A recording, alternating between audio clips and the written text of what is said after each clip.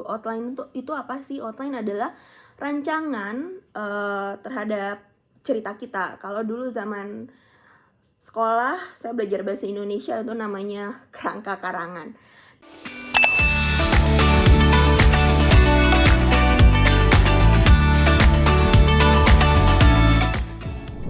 Halo kawan karya, saya J. Effendi, editor, penulis dan juga konten kreator. Saya sudah berkecimpung di dunia penerbitan buku, juga penulisan cerita sejak udah lebih dari 20 tahun. Saya menjadi editor sejak 2009. Kemudian sekarang saya adalah mentor bagi para penulis yang ingin dibantu menulis, ingin dibantu brainstorming. Dan di Karya Karsa saya membuat konten-konten tentang menulis, terutama menulis novel, mulai dari bagaimana membuat premis dan sinopsis, kemudian membuat karakter yang manusiawi, membuat setting. Juga dalam waktu dekat mungkin saya akan posting tentang bagaimana memilih sudut pandang atau point of view atau POV yang cocok untuk naskah kita dan apa saja yang perlu kita pertimbangkan. Nah, teman-teman di sini apakah ada di antara teman-teman yang merasa mentok ketika menulis, misalnya punya deadline, tapi menulis secara penser atau tidak memiliki outline, jadi itu bikin kita mentok di tengah-tengah, misalnya nggak tahu mau meneruskan adegan seperti apa. Kalau teman-teman kayak gitu, saya punya tip untuk mengatasinya, yaitu dengan membuat outline terlebih dahulu. Outline itu apa sih? Outline adalah rancangan terhadap cerita kita. Kalau dulu zaman sekolah saya belajar bahasa Indonesia itu namanya kerangka karangan. Nah, outline ini sebenarnya ada beberapa metode yang bisa teman-teman pelajari, dan teman-teman bisa menggunakan metode apapun yang paling cocok buat teman-teman. Bahkan ketika teman-teman lebih milih jadi penser alih-alih plotter juga nggak apa-apa. Cuman menurut saya sih ada beberapa keuntungan ketika teman-teman memiliki outline. Jadi ketika kita punya outline, kita bisa meninggalkan sejenak naskah itu. Jangan lama-lama, jangan sampai setahun juga. Meninggalkan sejenak naskah itu, dan karena kita harus mengerjakan hal lain misalnya, dan ketika balik lagi kita tahu harus menulis apa. Ketika kita penser, ada kalanya kita lupa. Kecuali kalau kita adalah orang yang memiliki daya ingat sangat baik, ya nggak apa-apa kalau mau jadi penser. Kalau kita merasa memiliki kekurangan, mudah lupa, lebih baik teman-teman gunakan outline. Apa aja sih metode-metode yang bisa digunakan untuk merencanakan naskah? Kalau zaman dulu mungkin teman-teman pernah belajar di pelajaran bahasa Indonesia tentang drama, ada yang namanya drama 3 babak, yaitu bagaimana membuat cerita dari awal, tengah, sampai akhir.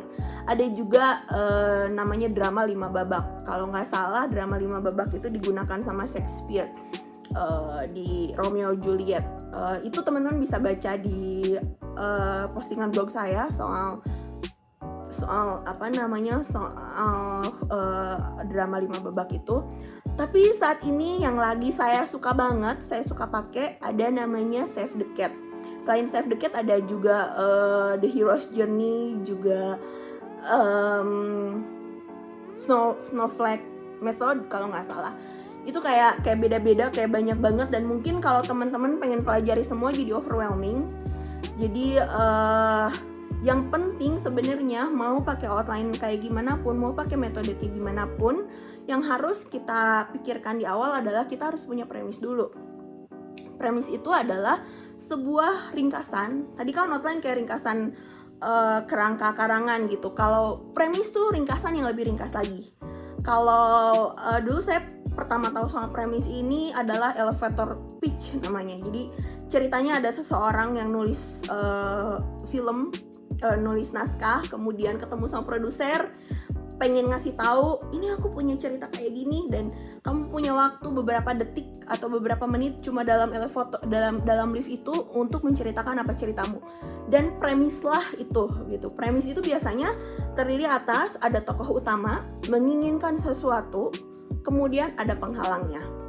3 hal ini adalah hal yang penting di awal ketika membuat cerita.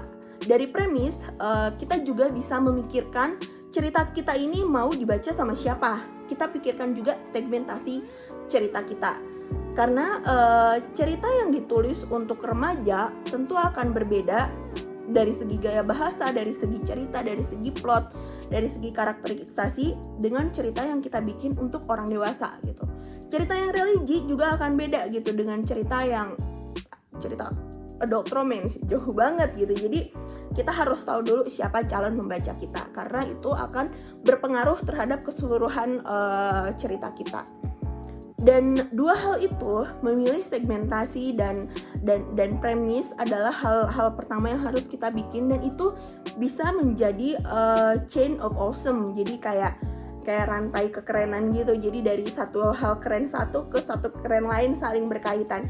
Ketika kita sudah bikin premis yang bagus di awal, kita menceritakannya kepada editor tertarik, kemudian editor menceritakannya ke orang marketing di toko buku, orang marketing tertarik, kemudian pembaca tertarik gitu. Terus dari situ karena pembaca tertarik, banyak yang beli, tiba-tiba produser juga tertarik. Bagaimana cara ngasih taunya? Kita punya premis. Nah, jika kita sudah tahu premis dan segmentasi cerita kita bisa mulai membuat rancangan ceritanya. Teman-teman bisa menggunakan metode apapun. Tadi yang kusebutkan ada 3-act structure, kemudian cerita tentang the hero's journey, juga snowflake method dan save the cat. Semuanya sudah saya rangkum di dalam postingan saya yang berjudul Membuat Outline di Karya Karsa. Nah, semoga langkah membuat outline yang kubagikan ini bisa bermanfaat untuk teman-teman. Jangan lupa, jika teman-teman pengen materi yang lebih lengkap, teman-teman bisa mengakses akun atau halaman Karya Karsa saya, JFND, dan teman-teman bisa mendapatkan informasi tentang bagaimana cara membuat outline dengan lebih terperinci. Nah, selain itu, aku juga bisa memandu teman-teman semua untuk brainstorming, untuk konsultasi tentang naskah, tentang apapun, tentang penerbitan, dengan mengikuti program mentoring, editing, review, dan juga konsultasi yang kubuka. Teman-teman bisa menghubungi saya di jfnd@gmail.com atau komen di Karya Karsa saya. Menarik kan? Yuk daftar, dan kutunggu. Jangan lupa untuk terus produktif berkarya dan tetap semangat. Dah.